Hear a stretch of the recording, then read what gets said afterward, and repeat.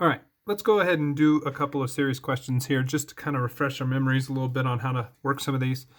Number one says the Maclaurin series for f of x equals e to the x is given by, and then it lists out the e to the x function for the Maclaurin series. A says given the function g of x equals 2e to the x squared, write the first four non-zero terms in the general term for the Maclaurin series for g of x. So I notice, looking at this, that g of x here is something that looks like I can derive it from the f of x or e to the x function that's given to us in the stem of the problem. So I'm going to try and build my g of x series by taking a look at my f of x series.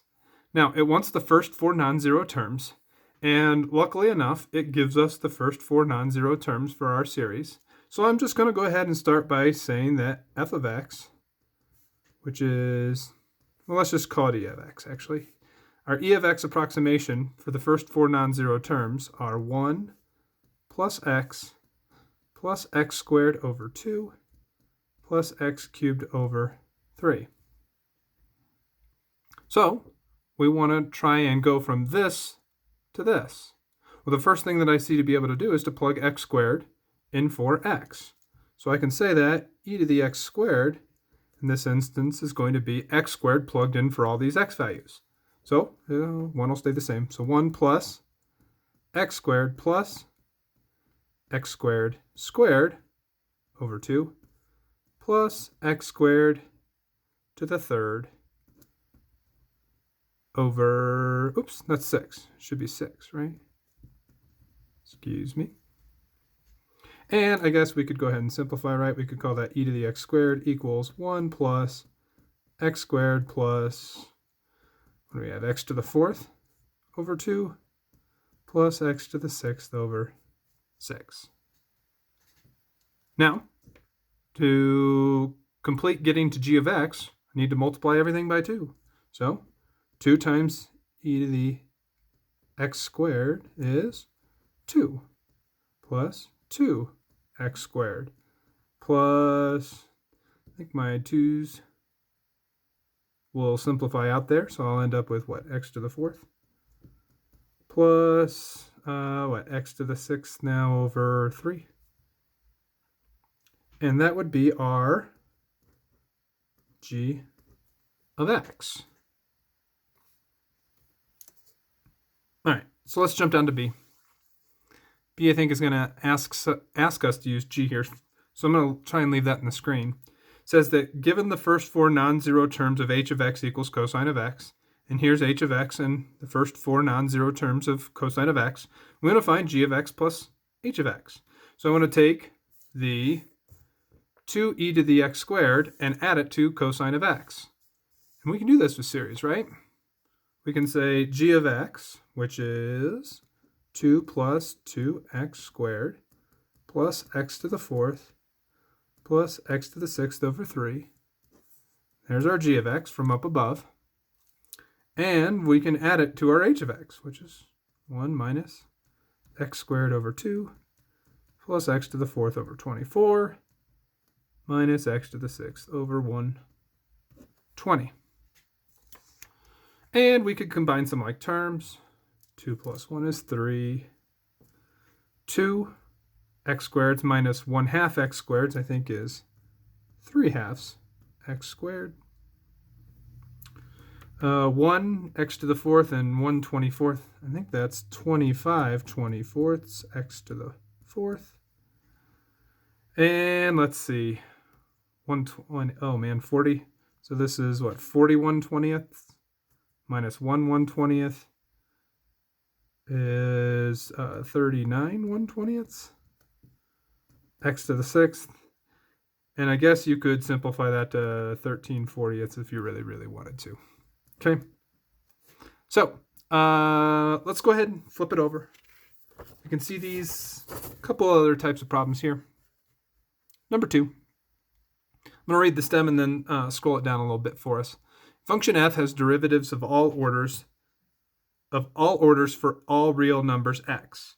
A portion of the graph of f is shown, along with the line tangent to the graph of f at x equals 0. selected derivatives of f at x equals 0 are given in the table below. And we want to write a third degree Taylor polynomial for f about x equals 0. So let's remember our Taylor formula here first and foremost.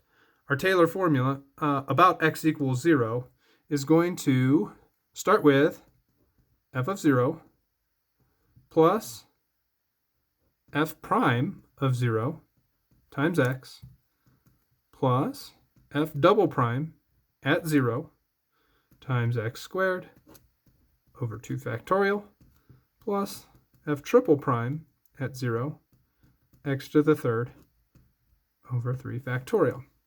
And that would give us our third degree. So I'm going to stop right there at x to the third power. We know that if this was a Taylor series, we could continue on out. The other thing that we maybe should take note of here really quickly is that this is a Maclaurin polynomial. We're centered at x equals 0 here.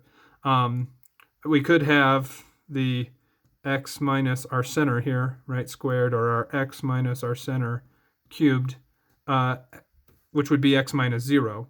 But since we're centered at 0, we don't need to put the x minus 0 here, right? So let's go ahead and start to evaluate some of these portions given our graph and given our table. F of 0 is just the output of 0 or the output of the function when x equals 0. So if this is the graph of f and this is the tangent line, the output of our graph has a height of 3. So f of 0 here, maybe we'll put this, f of 0 equals 3. So the first term is going to be 3. F prime at 0, well, if this is the tangent line, f prime at 0 is the slope of that tangent line. And that slope of the tangent line goes down to over 1. So again, let's write that. F prime of 0 is negative 2 over 1. So minus 2x. Plus, well, f double prime is 0. Now, we're not able to decipher that from the graph, which is where our table comes into play. N, being 2 here, means that we want the second derivative at 0. So the second derivative at 0 is going to be 3, the output of the table. So 3x squared over 2 factorials, just 2, plus, again, f triple prime at 0. I'm going to go back to my table. N being 3, third derivative. I put plus. It's a negative number, so I'm going to put negative 23 halves x cubed over 3 factorial. So let's go ahead and simplify this maybe a little bit, clean it up. 3 minus 2x plus 3 halves x squared. 3 factorial is 6. So 23 halves divided by 6 or multiplied by 1/6 is 23 twelfths x cubed. Now, I kind of want to point something out here really quickly. Okay, and maybe we can do this from x to the third really fast. The x to the third term, the coefficient of it, negative 23 twelfths, comes from a combination of two things. It comes from the combination of the third derivative at 0, negative 23 halves, and 3 factorial in the denominator.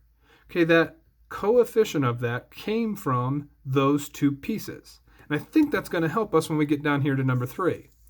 Number 3 already gives us the polynomial.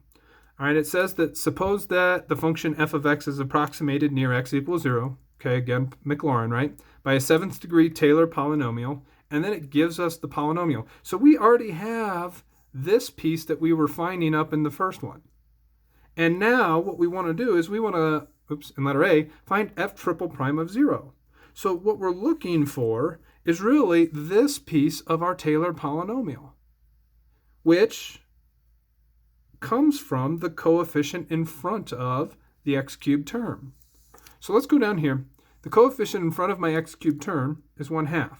So I know I'm going to be taking a look at 1/2. And I'm going to set that equal to the third derivative at 0.